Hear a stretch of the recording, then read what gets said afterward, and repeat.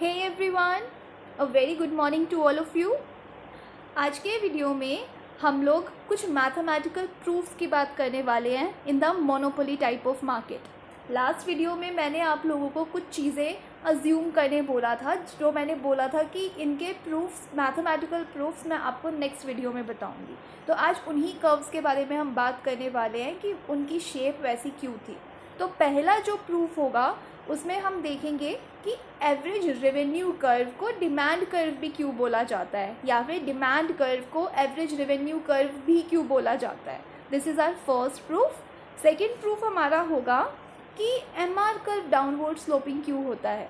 हमने जब डायग्राम्स किए थे मोनोपोली के, तो मैंने आपको बताया था MR curve is downward sloping, जो कि मैंने लॉजिकली एक्सप्लेन किया था। आज के वीडियो में हम ये देखेंगे कि एमआर कर्व डाउनवर्ड स्लोपिंग क्यों है, mathematical proof. Okay, so the third proof that we are going to talk about is कि एमआर कर्व हमारा एआर कर्व से ज़्यादा स्टीप क्यों होता है, ठीक है, या फिर एमआर कर्व हमारा एआर कर्व के अंदर क्यों होता है, ठीक है। This is our third proof about which we are going to talk. उसके बाद एक एडिशनल प्रूफ मैं करवाऊँगी, क्या होगा will see that in the video. So let us proceed. So our first proof is going to be why AR curve is demand curve. AR curve he demand curve क्यों होता है? If you remember, this is quantity, this is price. हमने लिखा था the demand curve in the monopoly type of market is downward sloping, and this demand curve is also average revenue curve. So why is it so? Let us see that. Okay, so firstly, what is the formula of average revenue? This is total revenue divided by quantity, total number of quantity that we are producing, that the monopoly is producing. Okay, what is total revenue? Is it price into quantity? Yes, total revenue is price into quantity. So can I write this average revenue as P into Q divided by Q, right? I can cancel this Q out and I get to know that AR is equals to P, right? This AR is equals to P. Now, what is the demand equation? Demand equation is P as a function of Q, which is, let's say, if we are assuming कि demand curve linear है, so it would be A minus BQ, let's say, right? So this is the demand curve or demand equation. So can I write this AR is equals to P is equals to function of Q? This is what? This is the demand equation. This is what? This is AR is equals to P. So can I say this AR is also a function of Q? Because AR is equals to P and P is equals to function of Q, so I can say that this AR represents the demand equation as well. ठीक है, क्योंकि AR P के बराबर है और P हमारी demand equation को show करता है, तो मैं ये कह सकती हूँ कि AR कर्व भी डिमांड इक्वेशन को शो करता है, या फिर AR curve is equals to the demand equation. और अगर AR इक्वेशन डिमांड इक्वेशन के बराबर है, तो for sure AR curve demand curve के बराबर होगा। Okay, so this is our first proof. That's why we write this is Q, this is P in monopoly type of market. In fact, in all type of market, whether it be perfect competition, अगर आपको याद हो तो perfect competition में भी हमने P is equals to AR किया था। और एक और एडिशनल चीज़ थी perfect competition में, P was equals to AR and also equals to MR। यहाँ पर P AR के बराबर है but MR के बराबर नहीं है। So this is demand and this is equals to AR. So this is the first proof, first mathematical proof. Now move forward towards the second proof, which is why our MR curve is downward sloping. So as we can see in the diagram, AR curve हमारा बाहर है और MR curve AR curve के अंदर है। तो what is the reason कि M R curve भी डाउनवर्ड स्लोपिंग है like the A R curve. So let us use the demand equation for this. Demand equation we are assuming, यहाँ पर हम लोग अज्यूम कर रहे हैं कि डिमांड कर्व हमारा, डिमांड इक्वेशन लीनियर है या डिमांड कर्व हमारा लीनियर कर्व है. तो इसलिए हमने क्या किया है, डिमांड इक्वेशन हम लीनियर ले रहे हैं. फ़र्क नहीं पड़ता अगर आप क्वाड्रेटिक या कोई other form of demand equation use करो तो, बट अभी हम लोग सिंप्लीफाई करने के लिए we are using the linear demand curve. a minus bq, this is our demand equation of linear demand curve. अब what would be the total revenue? Total revenue is equals to P into Q. So can I multiply the demand equation by Q on both the sides? So it would become AQ minus BQ square. मैंने दोनों तरफ Q से multiply कर दिया demand equation में. So total revenue आ गया मेरा. अब टोटल रेवेन्यू से मुझे मार्जिनल रेवेन्यू निकालना है. तो टोटल रेवेन्यू से अगर मुझे मार्जिनल रेवेन्यू निकालना है तो what is the formula? The formula is we will use the differentiation because we are not given with the units और नंबर्स. तो क्योंकि हमें नंबर्स नहीं गिवन है क्वांटिटी के या फिर प्राइस के, इसलिए हम लोग क्या करेंगे, डिफरेंशिएशन यूज़ करेंगे. तो डिफरेंशिएशन क्या होता है? It is DTR by DQ. मतलब हम लोग टोटल रेवेन्यू को डिफरेंशिएट कर रहे हैं with respect to quantity. This is what marginal revenue is. तो अगर हमने टोटल रेवेन्यू को Q के टर्म्स में डिफ्रेंशिएट किया, so what we get, this is A minus 2BQ. ये हमारा मार्जिनल रेवेन्यू कर्व है. ठीक है, A minus 2BQ. अब ध्यान से देखना है हमें. देखो इस इक्वेशन में हमारा स्लोप क्या है? -2b. This is our slope. Sign कैसा है 2b के आगे? माइनस. ये माइनस बता रहा है कि हमारा स्लोप नेगेटिव है, और नेगेटिव स्लोप का मतलब होता है डाउनवर्ड स्लोपिंग. जब भी नेगेटिव स्लोप होता है किसी भी कर्व का, इसका मतलब होता है कि that curve is downward in shape, downward sloping shape है उस कर्व की.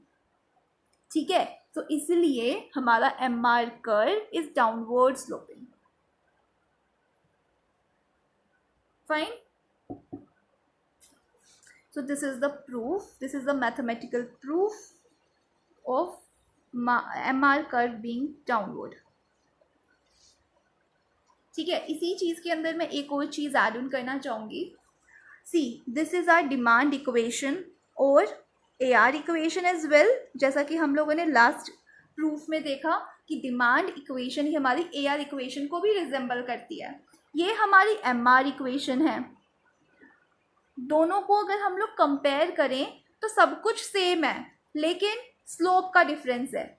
यहाँ पर द स्लोप इज़ 1b, यहाँ पर द स्लोप इज़ 2b.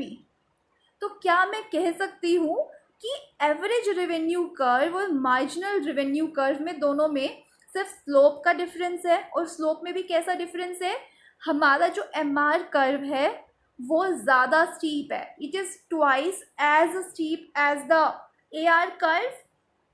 ठीक है, तो ये जो चीज़ है ये हमें बताती है कि MR curve lies in the halfway of average revenue curve. So what I am saying is, let's say this is our average revenue curve. Sorry. And this is my MR curve. This is AR, this is MR. So this is what?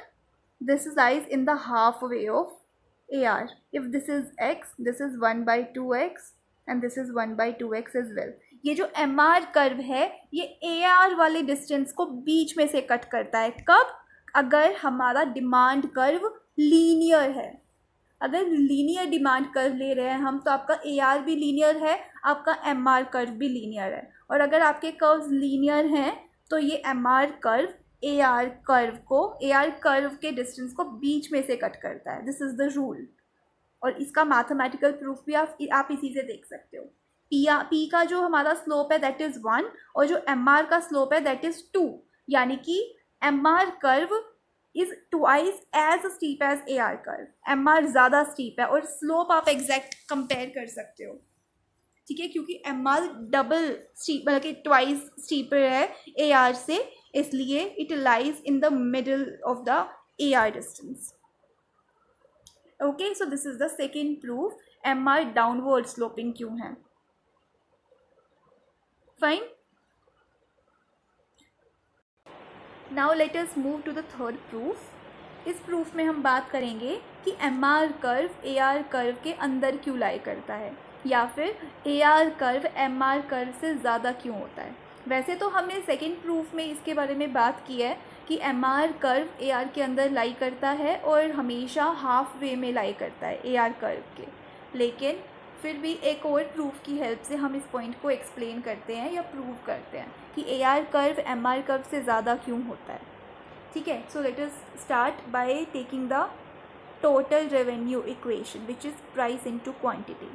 Now, one thing that you should take note of is in monopoly type of market, price is a function of quantity. Perfect competition में हम लिखते थे P is equals to 2 और 4 या कुछ भी, क्योंकि price given होता था। प्राइस क्वांटिटी का कोई फंक्शन नहीं होता था, बल्कि प्राइस गिवन होता था। ये स्टेटमेंट होती थी परफेक्ट कंपटीशन में कि चाहे क्वांटिटी कुछ भी प्रोड्यूस करनी हो, एक प्रोड्यूसर को प्राइस गिवन है, यानी कि गिवन प्राइस पे एक प्रोड्यूसर कितनी भी क्वांटिटी प्रोड्यूस कर सकता है। इसका मतलब ये था price is not a function of quantity but it is constant.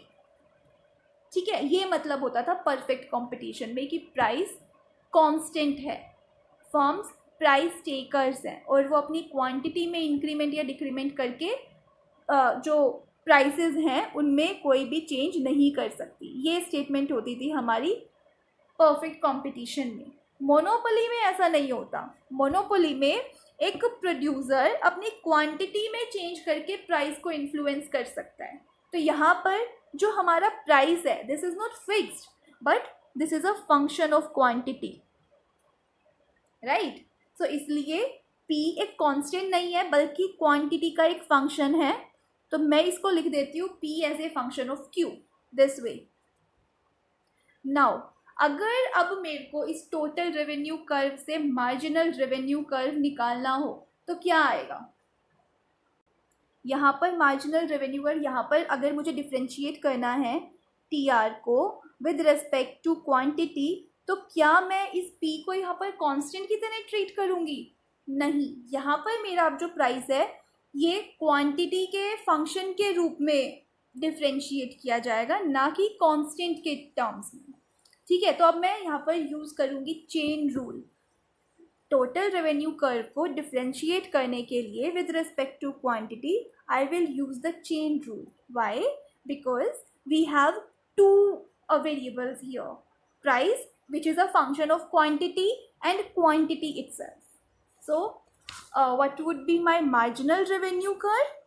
Marginal revenue equation, it would be price into quantity multiply by dq by dq, which is 1 plus q into dpq by dq।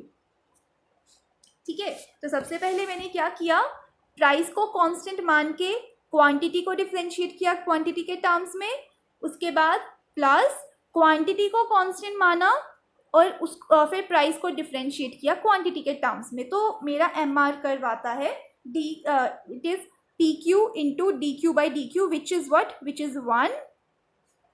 Actually I can't cut it like this but I am just showing you कि ये cut गया, but ऐसा होता नहीं है differentiation में, हम ऐसे काट नहीं सकते, but it is 1, it is 1 plus q into dpq by q. So my marginal revenue curve is p plus q into dp by dq। ठीक है, अब देखिए ये जो dp by dq है, सॉरी, ये जो dp by dq है, this is what, this is the slope of demand curve. ठीक है, अब हमने देखा था डिमांड कर्व का जो हमारा स्लोप होता है वो क्या होता है, नेगेटिव होता है।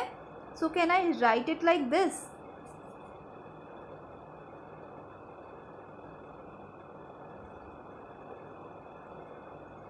मैंने मॉड ले लिया और मैंने जो स्लोप का साइन है, एक्चुअल साइन है, वो मैं कंसीडर कर रही हूँ।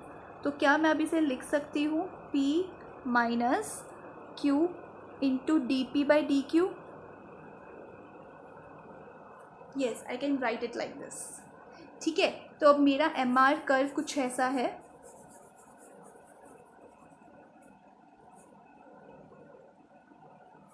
MR is equals to P minus Q into dP/dQ। ठीक है, तो इस कर्व से अब मुझे क्या समझ में आ रहा है कि MR मेरा प्राइस के बराबर है बाय आफ्टर डिडक्टिंग सम कॉन्स्टेंट्स। ठीक है, यहाँ पे जो आपका स्लोप होगा dP/dQ वो कोई गिवन नंबर होगा। ठीक है, क्वांटिटी जो होगी, now this quantity can very. अगर आप क्वांटिटी में कुछ भी चेंजेस करते हो तो उसकी वजह से आपका MR पर चेंज हो सकता है। तो यहाँ से मुझे ये समझ में आ रहा है कि price is greater than MR, क्योंकि यू हैव सम प्राइस, उस प्राइस में से आपको कुछ डिडक्ट करना पड़ेगा, देन यू गेट MR। तो यहाँ से मुझे पता चलता है कि P MR से ज़्यादा है। और हम लोगों ने फर्स्ट प्रूफ में देखा था कि this P is what? This is AR. So that's why I can say that AR is greater than MR. Fine. So this is our third proof कि AR हमेशा MR से ज़्यादा होगा in monopoly type of market. ठीक है, और कितना ज़्यादा होगा वो हम लोगों ने सेकेंड प्रूफ में देखा था कि AR हमेशा डबल होगा MR से, या फिर MR हमेशा हाफ वे में लाई करेगा AR के। Right, now comes to the fourth proof which is an additional proof. तो देखो, इसके अंदर अभी हमने थर्ड प्रूफ में देखा कि प्राइस MR से ज़्यादा होगा। ठीक है, लेकिन अब क्वेश्चन आता है कि कितना ज़्यादा होगा और किस पे डिपेंड करेगा कि कितना प्राइस होगा। ठीक है, तो इसके लिए हम लोग अपने थर्ड प्रूफ को ही यूज़ करते हैं और उसी को हम कंटिन्यू करेंगे। हमने देखा था MR curve is equals to P minus Q into dP/dQ। Right, now अगर मैं P कॉमन ले लूँ तो it would be 1 minus Q/P into dP/dQ, and this is what? This is nothing but elasticity. What is elasticity? It is E is equals to dQ/dP into P/Q, that is percentage change in quantity divided by percentage change in price. तो मैं इसे लिख सकती हूँ P into 1 minus 1 by modulus of E, क्योंकि हम लोगों ने स्लोप को ऑलरेडी एब्सोल्यूट फॉर्म में लिया है, इसलिए इलास्टिसिटी भी हमारी एब्सोल्यूट फॉर्म में आएगी। Fine, so this is our MR curve, so I can write it as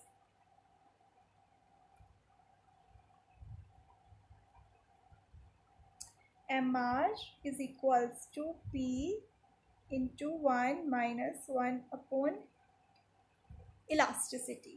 Also हम जानते हैं कि इक्विलिब्रियम कंडीशंस के हिसाब से MR MC के बराबर होता है, तो मैं इसे लिख सकती हूँ MC is equals to P into 1 minus 1 upon modulus of elasticity. So इससे मुझे पता चलता है कि जो मोनोपोली का प्राइस होता है वो दो चीज़ों पे डिपेंड करता है। एक मोनोपोलिस्ट क्या प्राइस चार्ज करेगा वो दो चीज़ों पे डिपेंड करेगी, एक तो मार्जिनल कॉस्ट पे और दूसरी इलास्टिसिटी पे। So this is monopoly price के determinants.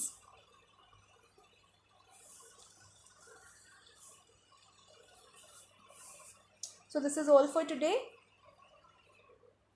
Thank you so much, have a nice day. I hope अगर आपको कोई डाउट्स होगा तो you will leave in the comment box. Thank you so much.